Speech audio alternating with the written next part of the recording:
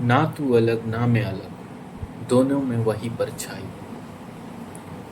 जितना मैंने बाहर ढूंढा उतना अंदर सच्चाई। नमस्कार दोस्तों, आज मैं ऐसे विषय पर बोलने जा रहा हूँ जिस पर अक्सर लोग उलझ जाते हैं। क्या विज्ञान और अध्यात्म एक दूसरे के विरोधी है?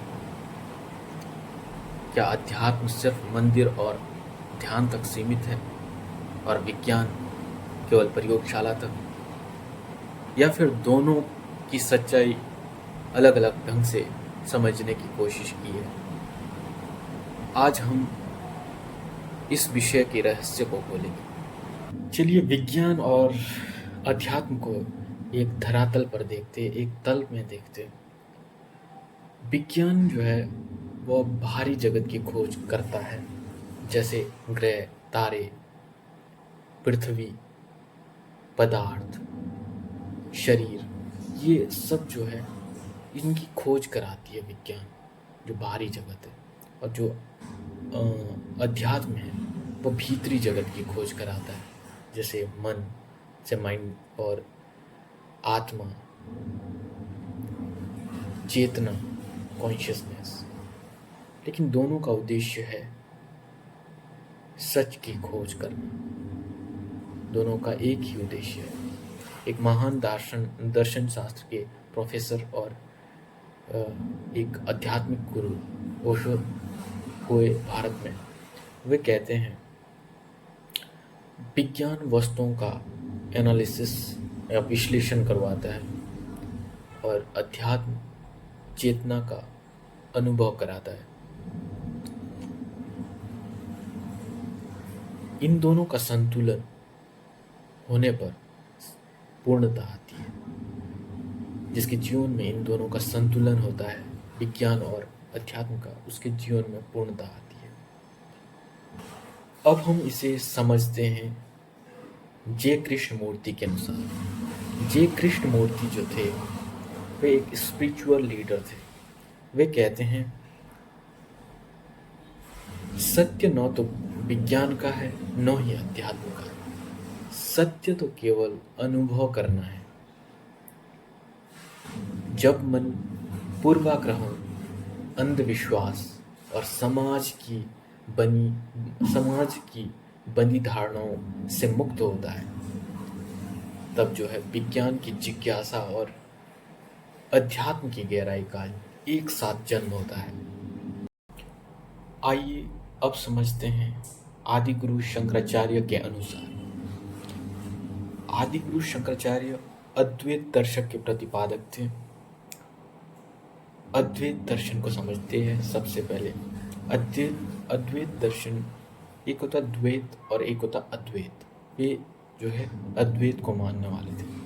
तो अद्वैत होता है एक, मतलब दो नहीं, एक, और द्वैत होता है दो। जैसे आत्मा और परमात्मा, ये दोनों अलग अलग जो मानते हैं वे द्वैत को मानने वाले हैं, द्वैत दर्शन को मानते हैं।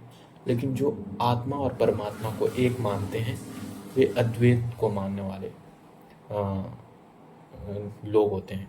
तो अद्वैत को मानने वाले थे शंकराचार्य। तो उनका दर्शन जो था द्वैत में, जैसे वे कहते थे आत्मा परमात्मा ये एक है, आत्मा ही परमात्मा है, मैं और तुम हम दोनों एक है। उनका ये मानना था। इसको हम ऐसे समझ सकते हैं, समंदर से उठी लहर वो समंदर से ही तो उठी है तो समुंदर का ही हिस्सा है। तो वो दोनों एक है।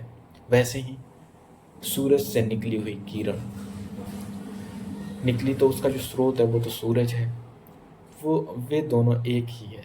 तो ऐसे दर्शन को मानते थे शंकराचार्य, आदि गुरु शंकराचार्य। तो उनका दर्शन था अद्वैत का। वे कहते हैं ब्रह्म सत्यम जगन मिथ्या। ब्रह्म मतलब परम सत्य ही वास्तविक है। जगन मिथ्या का मतलब ये नहीं है कि संसार झूठा है। इसका यह मतलब है कि संसार परिवर्तनशील है। विज्ञान भी यही कहता है, सब कुछ ऊर्जा का रूप है। Everything is form of energy.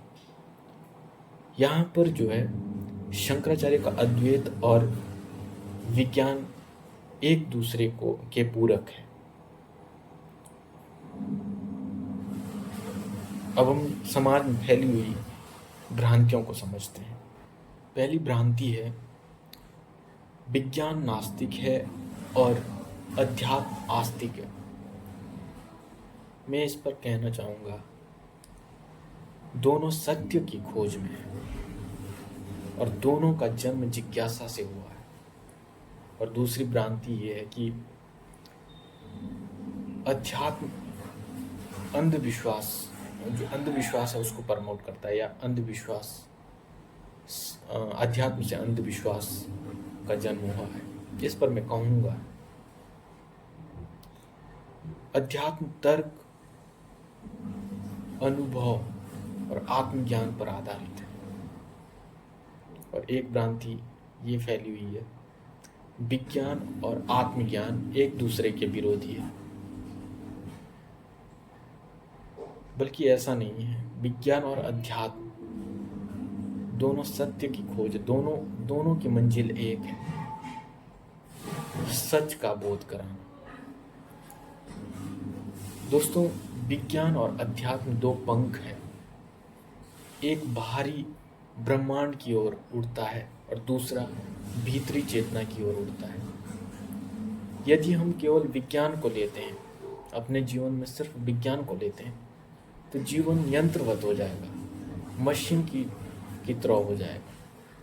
और यदि हम अध्यात्म को लेते हैं तो जीवन अधूरा रह जाएगा। इसलिए दोनों का तालमेल होना बहुत ज़रूरी है, तभी जीवन में पूर्णता आती है।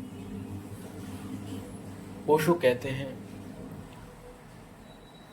विज्ञान तुम्हें चांद तक ले जाएगा और अध्यात्म तुम्हें तुम्हारे अंदर सूरज तक ले जाएगा, तुम्हारे अंदर बैठे सूरज तक ले जाएगा। दोनों का सामंजस्य, तालमेल होना ज़रूरी है जीवन में पूर्णता लाने के लिए। यदि आपको वीडियो अच्छी लगी है तो वीडियो को लाइक कीजिए, शेयर कीजिए और चैनल को सब्सक्राइब कीजिए, और अपने जो अनुभव है विज्ञान और अध्यात्म के ऊपर उन्हें कमेंट में ज़रूर साझा करें। धन्यवाद।